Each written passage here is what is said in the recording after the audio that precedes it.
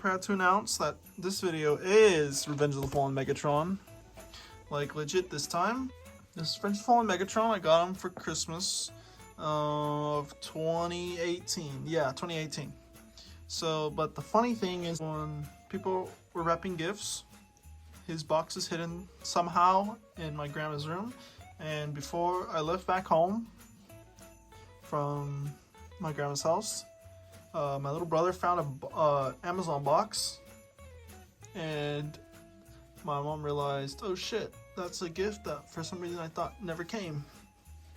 So then I opened it and it was this guy, and that was some incredible ass shit that I could have never. I almost didn't have this guy somehow, strangely. So so shout out to my little brother for finding it and me opening, and for my own realizing which one it was, and then obviously me for opening it. So let's get to articulation right away, because we got a shit ton of comparisons this time.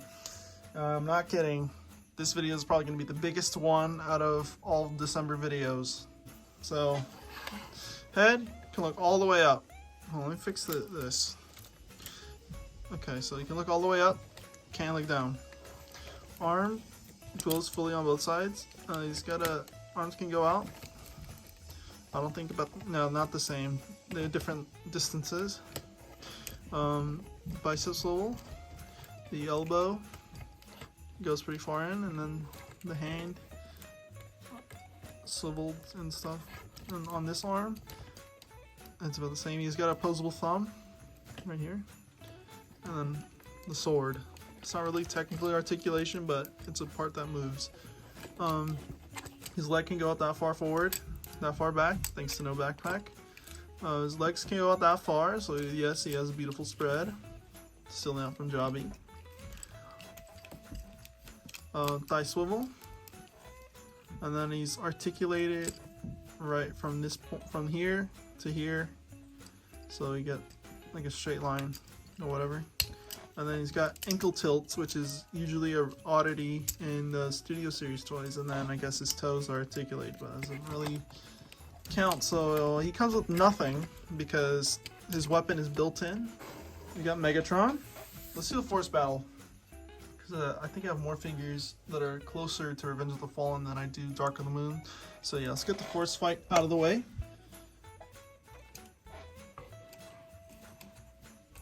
And we're neglecting one figure or two.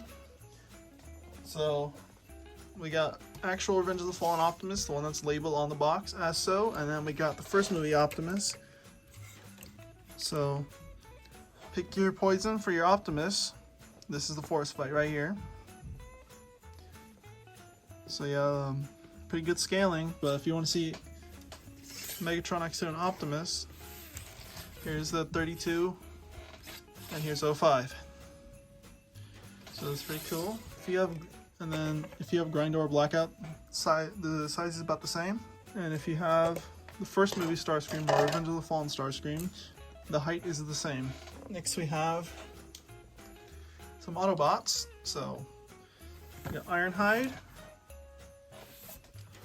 Ratchet, Sideswipe, Revenge of the Fallen one, and Bumblebee being the first movie one, because the Revenge of the Fallen one sucks, as I've stated in previous videos. We have Revenge of the Fallen Soundwave. I'm Sideswipe again. Oh my god! All right, now for the big comparison. So here's 1, 2, 3 and 4, or I guess just 3, 4, 5, 6. Oh, you can't even see. 6, 7, and 8. So yeah, here's Megatron with all the Constructicons. So you could do that one scene where he turns around, and then that's when these guys start combining. So speaking of combining, why don't we show that? real quick. So let me find a little cover of the thing of the camera. So, and just like that, there's Devastator next to Megatron. Now that we got all those comparisons out of the way, let me just move these guys out of the way. Move Devastator down to the shelf. Transformation is cool. So put the opposable thumb away, fold the sword away, straighten out the arm to the point where it clicks. Straighten out this arm and the hand. Pull this joint that the head's connected on, and then just make him look really, really straight up. So then you untab the arms here, make sure you swivel this that way. Then the backpack, we'll just straighten out the backpack, or lack thereof. And the legs, just explode them out. And then you put in both arms. They'll both tab in because there's a tab on this arm and a tab hold there. And it'll hold there, and then same thing on this side, but it's not as noticeable, I guess. And then just a tab, and then you tab this in 2 points, 1 point in the arm, and then on the shoulder, and then on the other shoulder. So they're basically almost done. All that's left is the legs. So straighten them out, flip the heel back, and this piece on top of that, move this part, which is like a neck guard, and then straighten out the other leg. Same as the first, just like the first. Little M-Go reference. Do out the arms, and then swivel them around where the design cues really match up there. So then we come up to this part. Make sure you straighten the legs out on this part, so like that. Make sure it's flush. So then you tab on one side, then you tab on the other side. Like so. And the only problem with mine has a QC problem where this tab does not tab into the tab hole.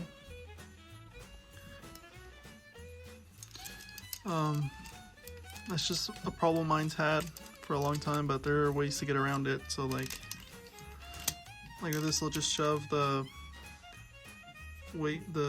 thigh swivel so that it goes in. And then last but not least, turn these parts upside down, inward. Can't believe I was about to forget about that. So that he's flush and solid on the floor. Other than that, there he is as a tank, Cybertronian tank. The only weird problem is that it's a bit lopsided. Like if you look at it direct on, it's angular, crooked on this side. It's because this cannon arm is so humongous that it like lopsides the top of the tank. So wait a minute. Looks like, oh yeah, I missed the tabs, but it still makes it lopsided. So yeah, this tank, it's fairly accurate, except it's not like super wide like it is in the movie to the point it looks like it could fly. Like I'm looking at this, all I see is a tank. I don't see a flying tank. The original Voyager class figure of this version of Megatron had the most accurate vehicle mode, but the sea colors, actually I don't mind those colors. I honestly wouldn't mind getting that Megatron in the original toy colors, which is like a underwater color scheme, which I wouldn't mind. That's a pretty cool color scheme actually. Or I wonder if they would do another version of this one which is like a bit better, a bit more accurate, but I don't know, this is pretty fun. This is pretty good. They don't need to do another one.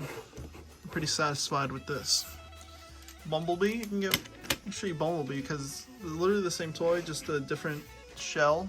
And here's Sideswipe, and here's Ratchet.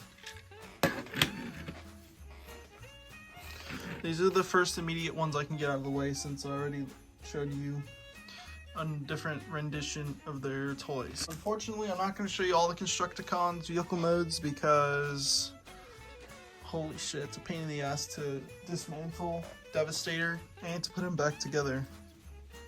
So here's Megatron next to Starscream. next to Rampage, because I'm not going to do the rest of Constructicons. 32 Optimus and 05. They're next to each other, not bad. And then we got 05, a bit smaller. You know, Ironhide, who's out of scale. Last but not least, Grindor or Blackout. You get to pick who it is. It's Blackout for me. Our second to last video of 2022 is going to be quite logical.